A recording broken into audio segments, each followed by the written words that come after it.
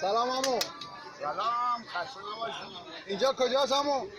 اینجا فلافلی شاهینشهر. احسن احسن احسن. شاهینشهر. مرحبا مرحبا. به به به به.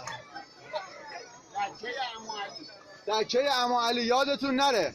اومدین شاهینشهر قسمت فلافلیا دکه عمو علی. زیاد هم محلتون نمیذاره.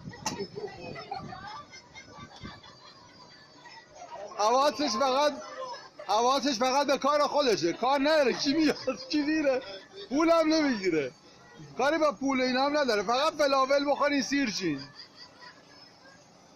انشالله که سالم باشین. الان میریم داخل با بچه هم آشنا میشیم.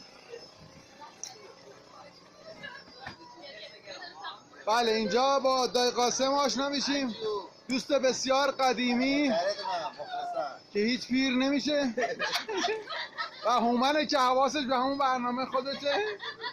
آقا پژمانه که هنوز تو فکره بخوره نه